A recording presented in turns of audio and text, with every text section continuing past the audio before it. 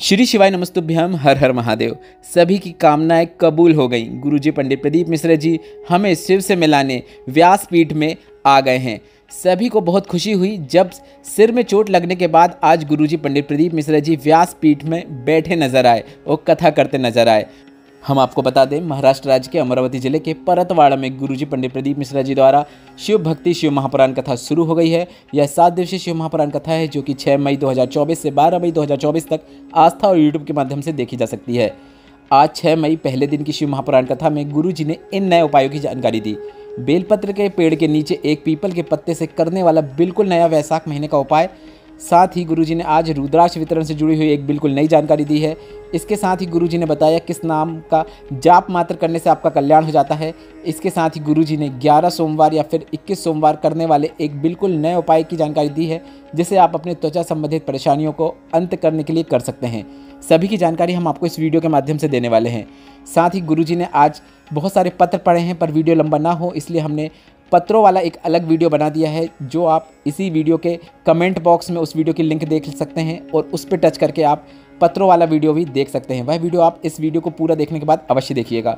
आज 6 मई 2024 शिव भक्ति शिव महापुराण कथा के पहले दिन की कथा में गुरुजी ने कुल 8 उपाय और उपयोगी जानकारी दी है। सभी की जानकारी हम आपको इस वीडियो के माध्यम से दे देंगे। अगर किन्हीं कारणवश आपने आज की कथा नहीं सुन पाई है तो पूरी कथा का रास्ता तो आपको इस छोटे से वीडियो से प्राप्त होने वाला है।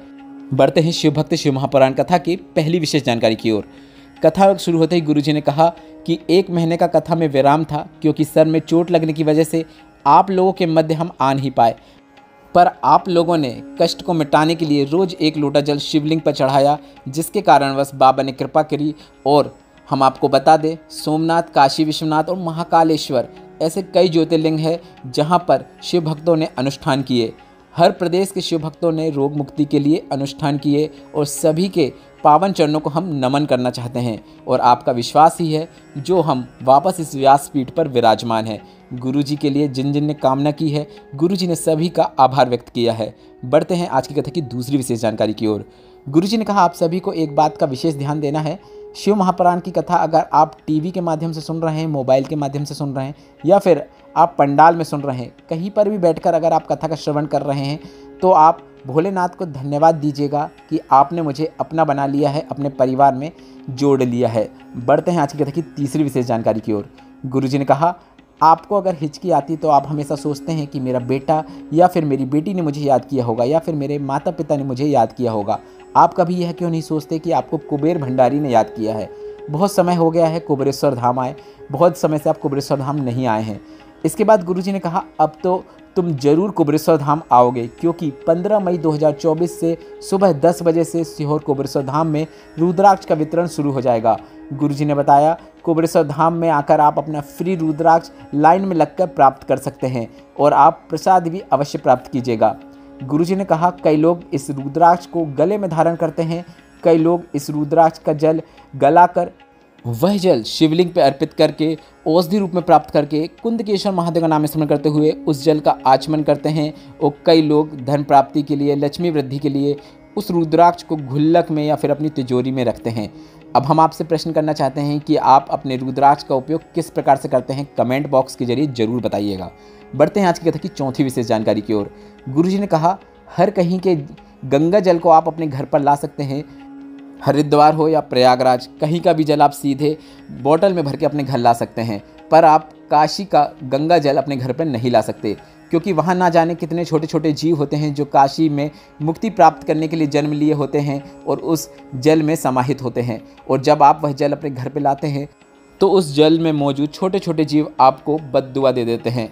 पर इसके साथ ही गुरुजी ने एक विशेष जानकारी दी कि कहा गुरुजी ने कि अगर आप काशी विश्वनाथ का जल लाना चाहते हैं तो पहले आपको वहाँ पर घाट में अगर कोई शिवलिंग है तो वहाँ पर या फिर काशी विश्वनाथ के मंदिर में जाकर 1 लोटा जल अर्पित करना है।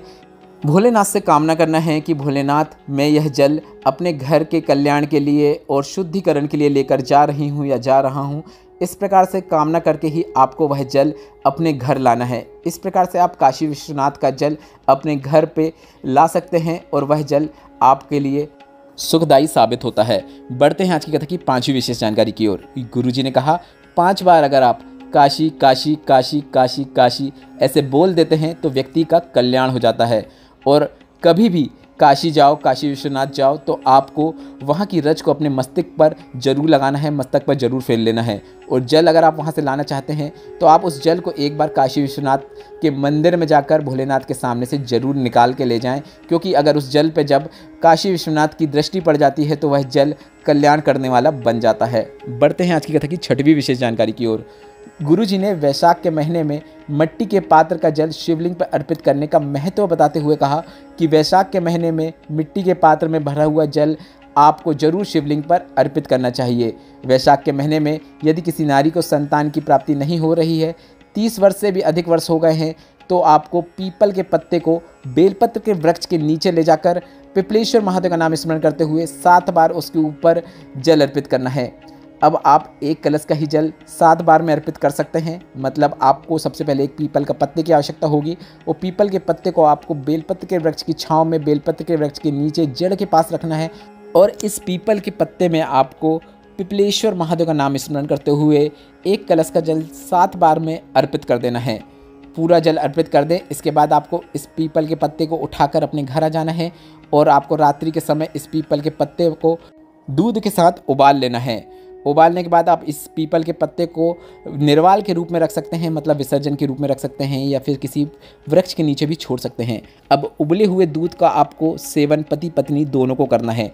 गुरुजी ने कहा कि आप यह विशेष उपाय वैशाख माह में 3 से 4 बार अवश्य करके देखिएगा, संतान की प्राप्ति निश्चित होती है। गुरुजी का बताया है संतान प्राप्ति का वैशाख माह का बिल्कुल नया और विशेष उपाय है, जिसे आपको इस वैशाख माह में अवश्य करना है। वैशाख माह के बचे हुए 15 दिनों में आप रविवार को छोड़कर कभी भी किसी भी दिन यह विशेष उपाय कर सकते हैं। बढ़ते हैं आज की कथा की 7वीं विशेष जानकारी की ओर। गुरुजी ने कहा जैसे आप अपने घर से जब बाहर निकलते हैं तो आप अपने साथ दवा लेकर निकलते हैं, दवाइयाँ लेकर निकलते हैं, उसी तरह आप जब अपने घर से बाहर निकलो तो अपने माता पिता का भी आशीर्वाद लेकर निकलो। ऐसा करने से आपके साथ दुआ भी चलती है और जब दुआ और दवा आपके साथ चलती है तो आपको जीवन में उन्नति ही देखने को मिलती है। बढ़ते हैं आज की कथा की 8वीं और अंतिम विशेष जानकारी की ओर। आज की कथा में गुरुजी ने त्वचा संबंधित किसी भी प्रकार की समस्या होने पर एक विशेष उपाय को करने को कहा है। यह उपाय आप किसी भी 11 सोमवार या 21 सोमवार को कर सकते हैं। गुरुजी ने कहा 11 या 21 सोमवार आपको 5 बेलपत्र लेना है और 5 बेलपत्र का आपको कमल पुष्प बना लेना है, कमल की आकृति बना लेना है। मतलब आप बेलपत्र की जो डंडी होती है उन सभी डंडियों को आपस में मिलाते हुए एक कमल जैसी आकृति बना लें। अब आपको इस कमल पुष्प को शिवलिंग पर अर्पित करने से पहले सबसे पहले आपको माता अशोक सुंदरी के स्थान पर इस कमल पुष्प का स्पर्श करवाना है। इसके बाद इस कमल पुष्प को आपको शिवलिंग के ऊपर अर्पित कर देना है। गुरुजी ने कहा शरीर में त्वचा संबंधित किसी भी प्रकार की समस्या होने पर आप यह विशेष उपाय कर सकते हैं। शिवलिंग के ऊपर कमल पुष्प को अर्पित करने के बाद आपको 1 लोटा जल शिवलिंग पे अर्पित करना है। पर अगर आप 1 लोटा जल शिवलिंग पर अर्पित कर रहे हैं तो उसके पहले गुरुजी ने एक कटोरा को जलाधारी के नीचे रखने को कहा है, जिस पर आपको जल प्राप्त करना है। कटोरा जो आपने रखा है नीचे, उसे रखने के बाद आपको धीरे धीरे शिवलिंग के ऊपर जल अर्पित करना है। जल अर्पित करते समय आप श्री शिवाय नमस्तुभ्यम या फिर नमः शिवाय या फिर ओम नमः शिवाय मंत्र का उच्चारण भी कर सकते हैं। पूरा जल अर्पित करने के बाद आपको उस कटोरा जिसमें आपने जल प्राप्त किया है, उस प्राप्त किए हुए जल को और 5 बेलपत्र को लेकर घर आ जाना है। इसके बाद गुरुजी ने कहा उसी दिन, मतलब एक ही दिन में 5 बेलपत्र सुबह से लेकर शाम तक आपको थोड़े थोड़े अंतराल में खा लेना है। साथ ही आपको जो जल आपने प्राप्त करके लाए हैं उसका भी 5 बार में आपको आचमन कर लेना है। मतलब जल भी आपको 5 बार में प्राप्त कर लेना है, पी लेना है। यह गुरुजी का बताया बिल्कुल नया विशेष उपाय है, जिसे आपको 11 या 21 सोमवार गुरुजी ने करने को कहा है। आप 11 सोमवार भी कर सकते हैं या फिर आप 21 सोमवार भी कर सकते हैं। गुरुजी ने कहा जैसे जैसे आपके सोमवार बढ़ते चले जाएंगे वैसे वैसे आपकी त्वचा संबंधित जिस प्रकार की भी समस्या है वह समाप्ति की ओर बढ़ने लगेगी। धीरे धीरे उसका अंत होता है आपको नज़र आने लगेगा।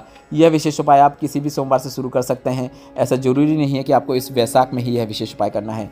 बस आपको इस बात का ध्यान रखना है, इस उपाय के अंतर्गत आपको कमल के पुष्प की आकृति बनाना है। मतलब 5 बेलपत्र को आपस में जोड़ते हुए एक कमल पुष्प जैसी आकृति बनाना है और उसे आपको माता अशोक सुंदरी के स्थान पर पहले स्पर्श कराना है, उसके बाद शिवलिंग पे अर्पित करना है।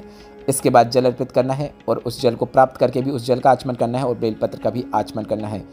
इस वीडियो में हमने पत्र नहीं बताए, पत्र वाला वीडियो देखना चाहते हैं तो कमेंट बॉक्स में हमने उस वीडियो की लिंक डाल दी है। उस लिंक पर टच करके आप आज की कथा में गुरुजी ने जितने भी पत्र पढ़े हैं सभी की जानकारी प्राप्त कर सकते हैं। वीडियो में बताई गई जानकारी से संबंधित अगर अभी भी आपके मन में कोई प्रश्न है तो ये प्रश्न आप कमेंट बॉक्स के जरिए पूछ सकते हैं। व्यासपीठ में वापस गुरुजी को बैठा देख आपको कितनी खुशी हुई, वह आप अपनी प्रतिक्रिया कमेंट बॉक्स के जरिए हमें जरूर बताइएगा। श्री शिवाय नमस्तुभ्यम। हर हर महादेव।